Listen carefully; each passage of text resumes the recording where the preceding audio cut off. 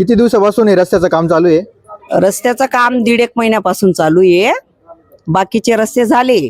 मोठे मोठे वाहनं येतात, पाईप फोडतात. ते सामान्य माणूस कसा तो खर्च करतो, तरी 7-7, 8-8 हजार रुपये पाईपांचा खर्च करून राहिला. पुन्हा पाईप फुटताय, मोठे मोठे वाहनं येत आहे आणि ते जे पाईप फुटून जात आहे तर जाया यायलाच साधन नाही. आणि आता जो माझ्या दाराशी पाईप फुटलेला आहे याला 4 दिवस झालेले. कोणता परिसर आहे हा?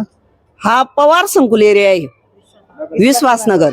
मग आता हा प्रॉब्लेम नेमकी काय झालेला आहे? हा प्रॉब्लेम असा आहे का, पाईप जो आहे तो त्यांनी पहिल्या दिवशी कोरला होता तर थोडा फुटलेला होता. त्यांनी ते ट्यूब वगैरे जॉईंट करून आणि दिला होता दाबून.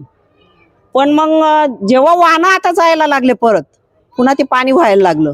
किती मग मी दिवसापासून? त्या भाऊला बोलली का हे आता कोरून नवीन बघ बुवा तिथं, नाही तर माणूस रोड करून जाणार, तुम्ही काय उपयोगाचं येते हे काम पहिले केल्याशिवाय इकडचा रोड नाही करायचा बुवा. मग त्यांनी ते ऐकलं आणि खोदायला माणूस आणला, पण त्याच्याकडनं तो टिकाऊ घुसला पाईपामध्ये. आता ते एवढं पाणीचा प्रेशर आहे तर लोकांच्या घरामध्ये पाणी घुसायला लागलं. किती दिवसापासून प्रॉब्लेम आहे हा? 4 दिवसापासून जास्त आहे. तुम्ही मग ठेकेदाराला किंवा माझी नगरसेवकांना कळवलं नाही? सगळ्यांना इथं इकडनं तिकडनं जातात ते, का रे दादा हे कधी करशील, का रे दादा, हो मावशी आज चांगला माणूस आणू करून घेऊ, हो मावशी उद्या करून घेऊ. कोणत्या नगरसेवकांना फोन केला होता तुम्ही माझी? नगरसेवकांना काही फोन करायची गरज नाही.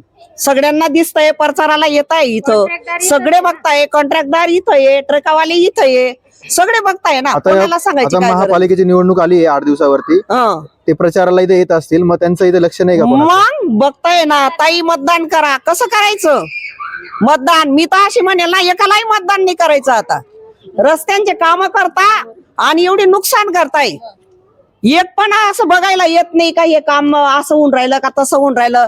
काही तर रोड झाले आणि तडे पण पडले त्या रोडाला. किती वर्ष टिकेल हा रोड? किती वर्ष टिकेल?